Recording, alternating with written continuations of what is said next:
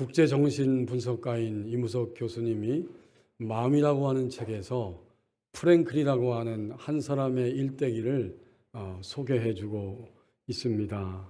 이 빅터 프랭클은 유대인인데 2차 세계대전 때에 그 잔혹한 아우비츠 수용소에 수감이 되었습니다. 굉장히 처참한 생활이었어요. 멀건 죽 한 그릇을 먹고 아침부터 저녁까지 하루 종일 종로등에 시달립니다. 영양실조로 쓰러지는 사람들이 생겨나면 바로 가스실로 가서 죽음을 맞이하게 되고, 일터로 가다가 행진하면서 쓰러지면 그도 역시 가스실로 갈 수밖에 없었고, 뒤따라가다가 넘어지는 사람이 있으면 그가 일어나지 못하는 거로 그도 즉시로 가스실로 끌려가게 됩니다. 어느 날 이 프랭클이 저녁에 잠을 자는데 계속해서 설사가 나고 굉장히 몸이 좋지 않았어요. 밤이 깊어오면서 생각하기를 내일은 나의 인생의 마지막이 될 것이다. 기운도 없는데 설사까지 났으니 나는 이제 마지막을 고하게 될 것이다 생각했습니다. 아침에 일어나는데 다행히 이 간수가 이 프랭클을 가장 행렬 앞자리에 배치를 시켰습니다. 의사였기 때문에 이 간수는 전에 프랭클에게 어떤 신세를 도움을 받은 적이 있었습니다. 그래도 일터까지 갈 자신이 도저히 없습니다. 그리고는 마음 가운데 행진이 시작되자 갑자기 부인을 생각하게 되었습니다. 아내와 함께 행복하게 지냈던 시절이 떠오르고, 그리고는 부인과 함께 살던 이런 시간들을 떠올리고 있을 때 내가 석방이 되면 좋겠다. 그 다음엔 아내와 함께 차를 마시면서 즐겁게 나의 인생을 대화 속에 살아가고 싶다. 이 생각이 꼬리에 꼬리를 물고 있을 때 갑자기 호루라기 소리가 들렸습니다. 그 순간에 이미 정신을 차려보니까 몸은 일터에 도착해 있었습니다. 의학적으로는 도저히 설명할 수 없는 이런 일이 일어나게 되었고, 후에 프랭클은 연합군의 그 구출을 통해서 다시 돌아올 수 있게 되었습니다. 그는 생각했습니다. 어떻게 이런 일이 가능했을까 하면서 그가 찾아낸 것은 삶을 살아야 할 이유, 곧 삶의 의미가 있었기 때문에 살아났다고 고백하게 됩니다. 내가 오늘도 살아가는데 고통 속에서도 삶을 살아야 할 의미를 찾는다면 그때 그는 살아갈 수 있다는 것입니다. 실제로 나중에 조사해 보니까 그 수용소에서 나온 사람들은 몸이 건강한 사람들이 아니었습니다. 오히려 삶의 의미를 가지고 끝까지 그 의미를 주장하고 생각하면서 있었던 사람들이 그 수용소에서 살아남을 수 있게 되었습니다. 그래서 프랭클은 이런 경험을 가지고 의미요법이라고 하는 이론을 정립하게 됩니다. 의미를 찾으면 어느 상황에서도 살아날 수 있지만 의미를 상실해 버리면 무력해진다. 이것이 그의 이론의 핵심이 됩니다. 하나님이 오늘 신명기 본문 말씀을 주시면서 그리스도인 된 우리에게도 삶의 의미를 가르쳐 주시기를 원하십니다. 신명기는 글자 그대로 되풀이해서 기록한 계명들입니다. 말씀들입니다. 되풀이해서 두 번째 율법으로 이 말씀을 주신 것입니다. 첫 번째 율법은 그러면 무엇일까요? 그것은 바로 하나님이 애굽에서 노예 생활하고 있었던 하나님의 백성들을 출애굽시키시고 시내산에서 인류 최초로 한 민족과 나는 너희 하나님이고 너희는 나의 백성이라고 하는 언약 관계에 들어가게 되었습니다. 이것이 바로 첫 번째 율법이었고, 탈출하는 그 시간에 제국주의자인 애굽의 모든 장자들은 다 죽이셨지만 이스라엘 백성들이 살고 있는 고센 땅의 그 어두운 지역이지만 거기에 임방과 설주 문에 어린 양의 피를 바르면 죽음의 천사들이 그것을 뛰어넘으면서 패스오버하면서 그들은 무사히 구원을 받게 되었고, 그게 다가 아니었어요. 이제는 약속하신 가나안 땅에 너희를 들어가게 할 것이다. 이것이 신명기서 두 번째 율법의 말씀이죠. 가나안 땅에 들어가기 직전에 지금까지 어떤 일이 있어 왔는지를 회상시켜 주시고, 이제 가나안 땅에 들어갔을 때 너희의 삶의 영역과 차원은 이러이러한 곳으로 나가야 한다는 사실을 미리 다시 한번 반복적으로 말씀해 주신 것입니다. 그래서 이것이 신명기라고 하는 말씀의 내용이죠. 오늘 본문의 11절은 이렇게 표현하고 있어요. 너희가 건너가서 차지할 땅이라고 표현합니다. 이 지점까지 왔는데 여기가 끝이 아니다. 이제 너희가 건너가서 차지할 땅이 있고, 그 땅은 애굽에서 노예 생활하고 고역 속에 힘들어하면서 물을 대었지만 그 땅은 하늘에서 비가 내리는 땅이고 산과 골짜기가 있어서 하늘에서 내리는 비를 그대로 흡수해버리는 축복의 땅이다. 너희가 건너가서 차지할 땅이 바로 이런 것이다. 그러면 그 땅을 차지하기 전에 무슨 일이 있었다는 의미입니까? 뭔가를 하나님이 먼저 행하셨어요. 그것이 뭘까요? 바로 구속의 역사입니다. 어린 양의 보혈의 피를 그들이 살고 있는 집집마다 바르게 하셔서 하나님이 너희를 책임지고 너희가 나의 영역 안에 있는 백성이기 때문에 나는 너희의 삶을 끝까지 인도하는 너희 하나님 여호와다. 구속의 역사, 구원해 내신 역사를 먼저 이루어 주셨습니다. 이 아침에 예배할 때에 우리도 구원의 역사 안에 있는 백성인 것을 다시 한번 확인할 수 있죠. 분명히 그렇습니다. 하나님의 구원의 역사는 칼바르트라고 하는 신학자의 표현대로 객관적으로 이미 먼저 하나님이 전적으로 행하셨어요. 이 지구촌에 거하는 모든 인류는 한 사람도 예외 없이 하나님이 이루어 놓으신 객관적인 구속사 안에서 다 구원의 대상이 되었다. 누구를 통해서? 예수 그리스도의 십자가를 통해서. 객관적으로 인간이 할 수 없고 도저히 아무도 할 수 없는 그 일을 인간을 구원하시기 위해서 하나님만이 객관적으로 구속의 역사를 이루어 주셨습니다. 여러분, 출애굽기가 바로 그 이야기잖아요. 누가 애굽에서 하나님 백성들을 구원해낼 수 있을까요? 하나님이 하신 것입니다.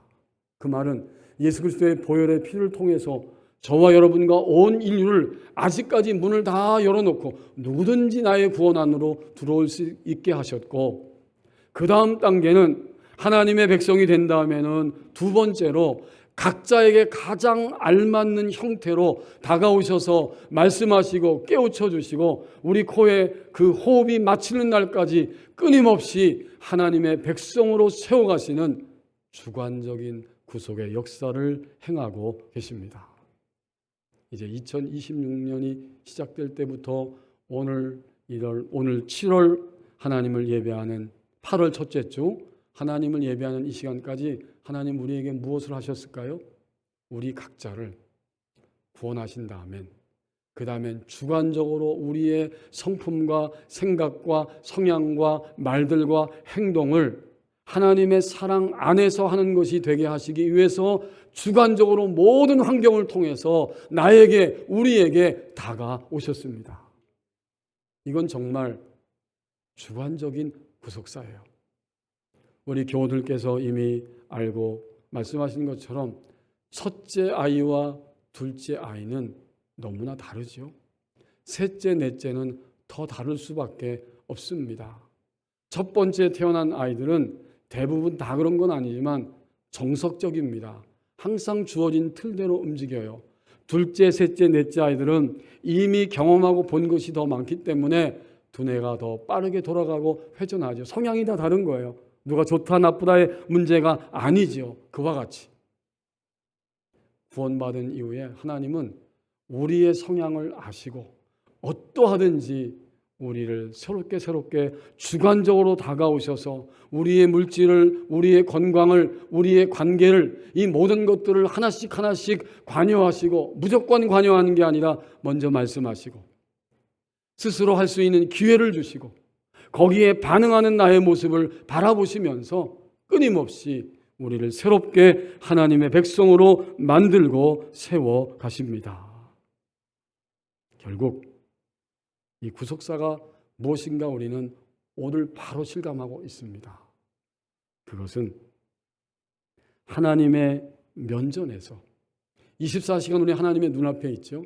하나님의 눈앞에서 나의 아픔을 알아보는 것이 구속사의 모습입니다. 여러분 아프시죠? 우리 다 아파요.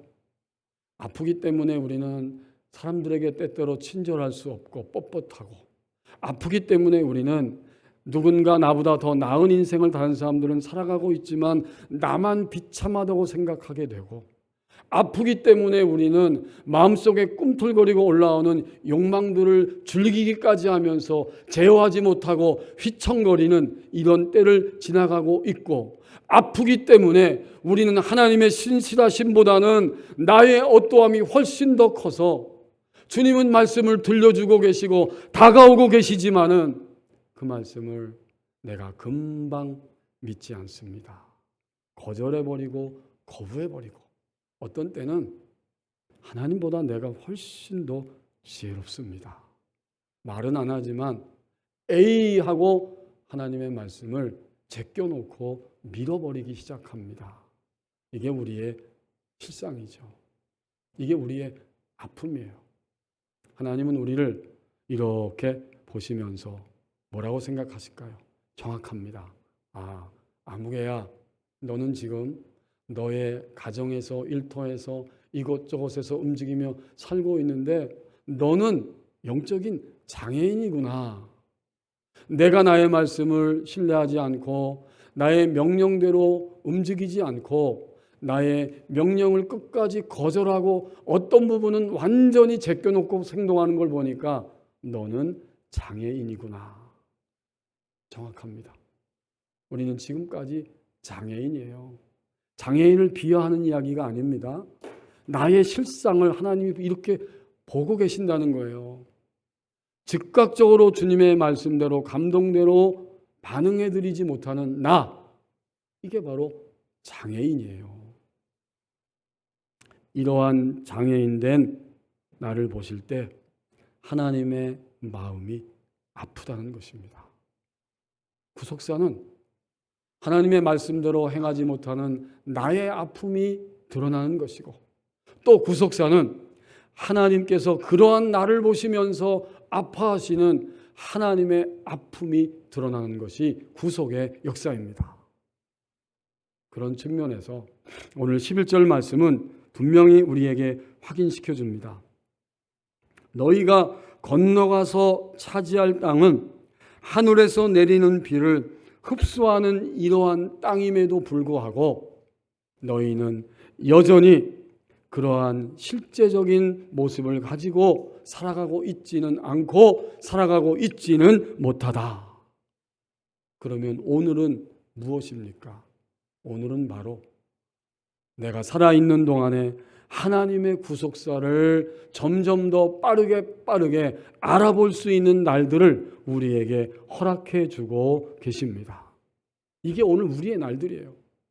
우리는 이미 하나님의 사랑 안에 이 출애굽할 때에 하나님의 백성이 되었던 본문의 이스라엘 백성들처럼 나는 이미 하나님의 영역 안으로 들어왔습니다. 그렇지만 그것은 시작이에요. 이제는 하나님이 섬세하고 세밀하게 나의 모든 것들을 매일매일 부딪히고 깨지고 안 되게 하시고 때로는 되게 하시면서 감격을 주시고 이런 경험들 속에서 나를 하나님의 백성으로 세워가고 계십니다. 자, 이것이 바로 구속사입니다. 과거적으로 우리는 하나님의 구속사 안에 들어왔어요. 그리고 지금도 현재적으로 하나님의 구속사를 믿으면서 살아가고 있고, 미래적으로는 우리가 전적으로 주님의 말씀을 믿어드리고 더 이상 갈등하지 않고 바로 따라갈 수 있는 이러한 시점이 우리에게 오게 하실 것입니다. 우리는 오늘 11절을 통해서 이 구속사의 의미를 깊이 생각하게 됩니다. 아직 우리는 다 건너가지 못했어요. 우리는 하나님이 주시는 그 풍성한 삶의 영역에 아직은 들어가지 못했어요. 그러므로 11절은 과거를 보여주시면서 미래적으로 표현한 거예요. 너희가 건너가서 차지할 땅이 아직은 너희 앞에 남아 있다. 저와 여러분 앞에 지금까지 주님 만난 것, 그게 다가 아니에요. 지금까지 주님 만나고 이마만큼 고쳐져서 예배 자리에 나올 수 있는 것, 이게 다가 아니에요. 건너가서 차지할 땅은 무궁무진하고, 그것은 매일매일 우리를 구속하시는 하나님의 손길을 알아보면 알아볼수록 새롭게 달려갈 수 있는 바로 그 땅이라고 우리에게 말씀해 주십니다. 자, 우리가 이러한 날들을 살아갈 때 이제 12절 말씀을 보십시오. 언젠가는 하나님이 돌보아 주시는 땅에 내가 진입했다는 사실을 실감하게 되고, 더 이상 갈등하거나 망설이는 것이 작아지면서 그 길로 나의 인생 전부를 걸고 하나님의 방향으로 달려가는 시점이 찾아오게 됩니다. 12절 말씀이 바로 그거예요. 내 하나님 여호와께서 돌보아 주시는 땅이라. 앞에는 건너가서 차지할 땅이라고 말했는데 그 땅의 실상이 무엇인지를 말씀하면서 그 땅에 안착하면, 그 땅에 진입하면 그 땅은 어떤 땅이냐면 내 하나님 여호와께서 돌보아 주시는 땅이라. 언제부터 언제까지요? 시간 안에 사는 우리들에게 알아듣게 말씀합니다. 연초부터 연말까지 내 하나님 여호와의 눈이 항상 그 위에 있느니라. 연초부터 연말까지 하나님의 눈이 항상 거기에 있다는 것이죠. 특별히 이 12절 상반절에 내 하나님 여호와께서 돌보아 주신다 할 때 이 표현이 뭐냐면 염려함으로 찾는다, 그런 뜻이에요. 하나님이 우리를 항상 그 땅에서 염려하고 계시면서 다른 길로 갈까봐, 하나님이 10개를 주셨다면 하나밖에, 기껏해야 2개밖에 모르고 살아갈까봐 염려하면서 하나님의 풍성함을 알 수 있도록 항상 염려하는 땅이 바로 그 땅이라는 사실을, 가나안 땅이라고 하는 사실을 12절에서 이렇게 표현해주고 있습니다. 연초부터 연말이지만 이것은 우리에게 새롭게 적용되죠. 주님을 믿은 날부터 이 땅을 떠날 때까지 하나님의 이 돌보아 주시는 땅의 역사 속에 우리는 일평생을 살아갈 수 있게 하셨고, 어느 시점쯤 되면 우리는 더 이상 옆이나 뒤를 보지 아니하고 그 방향을 향해서 전적으로 하나님의 방향으로 달려가는 이러한 시점 속에서 살아갈 수 있게 됩니다. 이것은 나의 반응이에요. 한마디로 말하면 하나님을 향한 나의 반응이 달라지게 된 거예요. 길을 달릴 때 비포장도로를 달립니다. 불편하죠? 하지만 우리는 여전히 주님을 믿었음에도 불구하고 비포장 도로를 달리는 것처럼 덜컹덜컹거리는 그 길을 힘들게 불만불평하면서 달려가고 있지는 않습니까? 그 다음 채널이 바뀌었어요. 비포장 도로에서 포장된 일반 도로를 달린다고 생각해 보십시오. 훨씬 더 편해졌어요. 우리가 하나님이 말씀하시는 바로 그 땅에 진입했다는 사실을 뚜렷하게 인식하기 시작한 것입니다. 아, 하나님이 말씀하신 차원이 이런 거였구나. 이제 일반 도로를 달리면서 감사가 있고 즐거움이 있어요. 마지막은 어딜까요? 바로 고속도로를 달리는 것과 같습니다.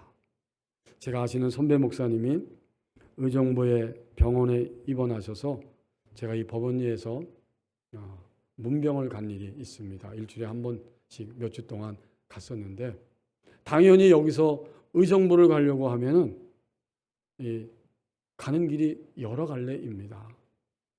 과거 같으면 그냥 한 길로만 달려갔을 거예요. 근데 내비를 켜니까 역시 삼방리에서 새로 난 고속도로를 타고 서울 방향으로 가다가 의정부 그쪽으로 내리라고 내비가 안내를 하더라고요.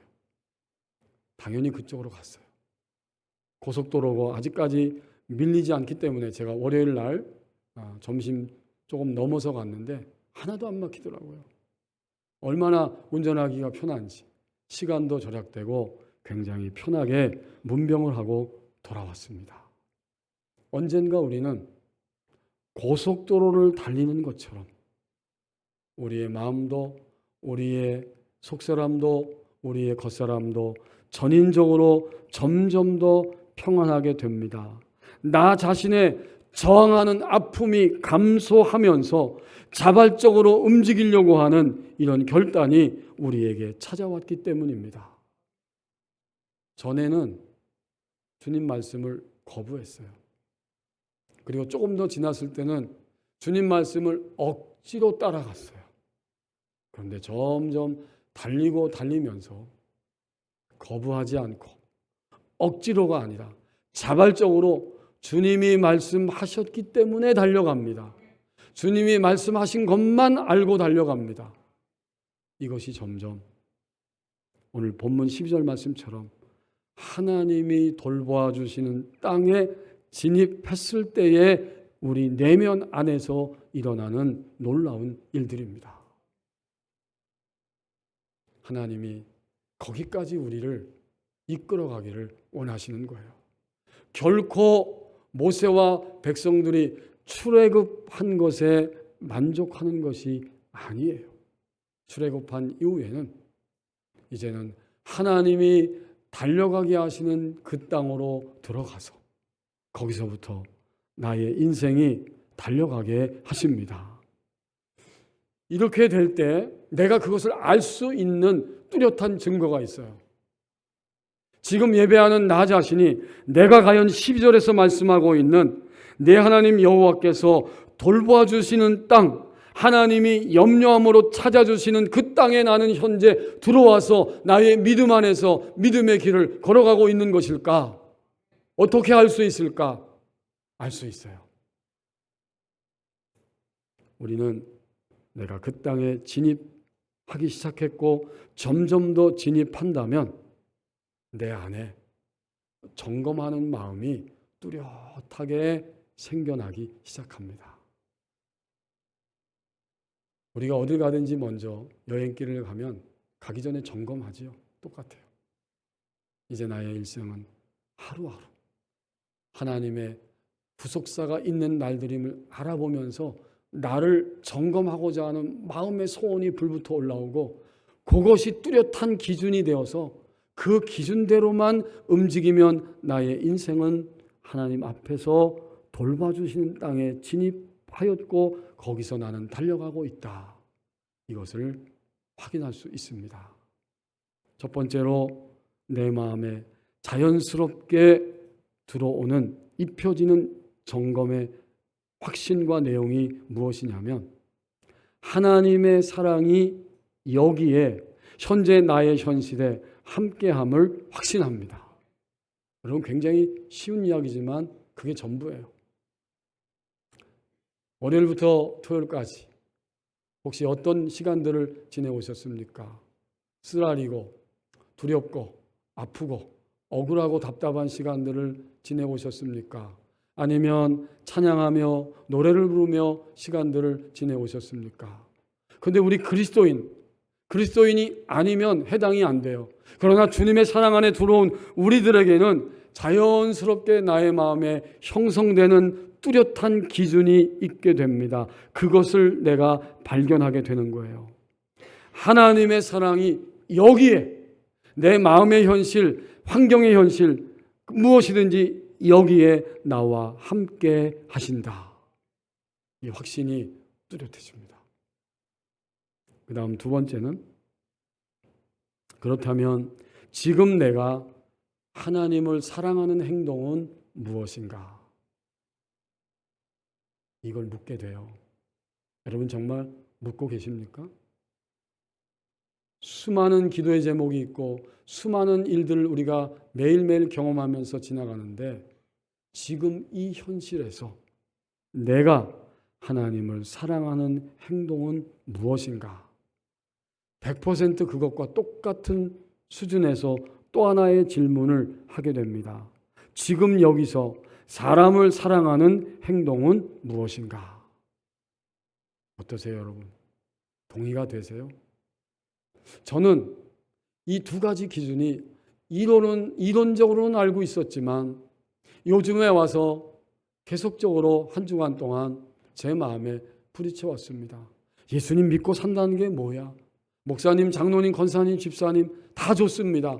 각자의 직분이 귀합니다. 그런데 하나님 앞에 한 인간으로, 한 존재로 서 있는 나 자신에게 있어서 하나님을 믿고 사는 일생이라는 게 도대체 무엇일까를 생각하고 생각나게 하십니다. 이제 내가 지금 있는 이 현실, 맞닥뜨린 이 현실 속에서 여기서 지금 내가 하나님을 사랑하는 행동은 무엇인가? 그리고 나와 마주치게 된 사람을 사랑하는 행동은 무엇인가? 여기까지 이것을 묻게 되고, 물었기 때문에 하나님이 틀림없이 가르쳐 줄 것이고, 그런 다음에 우리는 움직이게 됩니다. 뭐 엄청나게 고차원적 방정식이 아니에요. 하나님은 우리를 그렇게 복잡하게 이끌어 가시지 않습니다. 너무나 분명한 기준을 우리의 내면 안에 뚜렷하게 점점 심어주고 계십니다. 이것은 나의 감정도 있고 생각도 있고 지식도 있고 판단도 있지만 그 모든 것을 넘어서는 기준이에요. 오늘 이후로 우리는 이 밑으로 떨어져서 살 수는 없습니다. 떨어질지라도 다시 기준이 무엇이기 때문에 이 기준을 붙잡고 일어설 수 있게 됩니다. 우리 안에 이런 것이 들어와 있다면 드디어 마침내 하나님이 12절에서 말씀하시는 대로 연초부터 연말까지, 이게 얼마나 소망인지 몰라요. 오늘 이 말씀하시기 때문에 오늘부터예요. 오늘 예배하는 이 시점부터 26년, 우리는 어차피 시간 속에 사니까 26년 허락된 연말 그 시간까지 우리가 간다면 앞으로의 남은 시간은 이 기준을 되뇌이면서, 이 기준을 적용하면서 아내를 대하고 남편을 대하고 사람을 대하고 물질을 대하고 환경을 대하면서 우리는 이 기준에 의해서 움직일 수 있게 하십니다. 이 뚜렷한 기준을 향해 점점 달려가기 시작하고, 달려가면 달려갈수록 숙달되게 하시고 이제는 자연스럽게 익숙해지는 그런 날이 오게 하실 것입니다. 이것이 그리스도인의 삶의 의미잖아요. 무엇이 우리의 의미입니까? 여기서 지금 여기에 하나님이 나와 함께 계신다. 이것을 확신하는 것이 그리스도인의 삶의 의미 전부예요. 그렇기 때문에 당연히 동시적으로 지금 내가 하나님을 사랑하는 행동은 여기서 무엇일까? 지금 내가 같은 공간 안에 있는 사람들, 만나게 하신 사람들을 사랑하는 행동은 무엇일까? 너무나 분명한 이 기준을 우리는 생각하게 되고 경험하게 되고 깨우치게 될 뿐만 아니라 너무나 점점 숙달되어서 감격스러운 마음으로 이 기준을 따라서 움직이게 될 것입니다.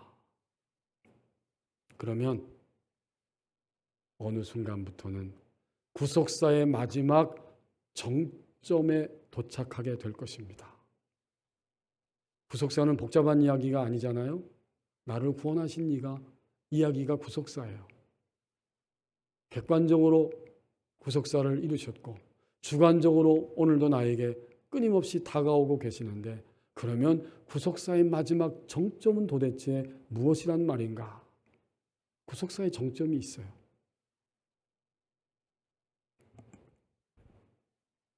서두에 말씀드렸던 이 프랭클 박사가 이제는 다시 돌아와서 그의 인생을 살아가고 있는데, 어느 날 밤에 자신의 의과대학 시절에 은사였던 한 교수님이 찾아왔습니다. 그분은 불과 얼마 전 상처를 했어요. 아내가 먼저 세상을 떠났습니다. 매우 힘들고 우울한 마음으로 견디고 있었는데 프랭클에게 찾아와서, 프랭클, 아내가 없는 시간은 내가 더 이상 못 견디겠어. 그래서 나는 자살을 생각하고 있다네. 심각한 이야기잖아요. 두 분의 사이를 알고 있는 프랭클은 그 마음이 이해가 되었습니다. 어떻게 위로를 할까? 도무지 방법이 없을 것 같은데 문득 한 가지 생각이 떠올랐다는 것입니다. 교수님의 심정은 충분히 이해했습니다. 그런데 제가 교수님께 한 가지 여쭙고 싶습니다. 만약 교수님이 먼저 돌아가시고 사모님이 살아계시다면 지금의 이 고통을 누가 견뎌야 했을까요? 잠시 동안의 침묵이 흘러갔고 마침내 이 노 교수의 눈에서 눈물이 주르르 흐릅니다. 그리고 대답합니다. 차라리 내가 당하는 게 낫지. 그래, 그 사람은 나보다 더 못 견뎠을 거야. 그리고는 눈물을 닦고 일어나면서 자기의 제자의 손을 붙잡고 악수를 청했습니다. 그리고 돌아갔어요. 프랭클의 손에 느껴지는 감각이 위로가 됩니다. 자기의 스승님이 얼마나 들어올 때하고는 달리 돌아갈 때에 그 손에 힘이 있었기 때문입니다. 이 노 교수의 애도의 시간을 견디게 해준 이 모습, 이것은 마치 안경을 새롭게 끼워주어서 새로운 시각으로 바라볼 수 있도록 그렇게 도와주었던 것입니다. 노 교수가 지금 당하고 있는 고통의 의미는 아내가 당할 지독할 상실감을 내가 대신 겪고 있는 거야 라고 스스로가 해석할 수 있게 되었습니다. 고통의 의미를 발견하고 나니까 고통을 바라보는 시각이 바뀌어지고 나니까 삶의 의미를 찾을 수 있었다는 말이었습니다. 이제 우리 스스로에게 질문합니다. 오늘 나에게 있어서 삶의 의미는 무엇일까요? 우리는 이미 하나님의 객관적, 주관적 구속사 안에서 하나님의 사랑을 입었습니다. 하나님을 사랑하는 것이고 나와 함께하는 사람을 사랑하는 것인데, 그것은 구체적으로 이제부터는 사람들에게 의미를 알 수 있도록 도와주는 삶으로 나가게 됩니다. 우리 모두가 서로가 서로에게 삶의 의미를 알려주는 삶으로 나갈 때, 그때부터의 삶은 구속사의 정점에 도달하는 삶, 구속사의 정점에 도달해서 새롭게 시작하는 삶이 되어집니다. 그렇기 때문에 우리에게 오는 모든 아픔의 현실, 그것은 구속사를 향해 가게 하시는 하나님의 사랑의 손길이 되어집니다. 기도하겠습니다.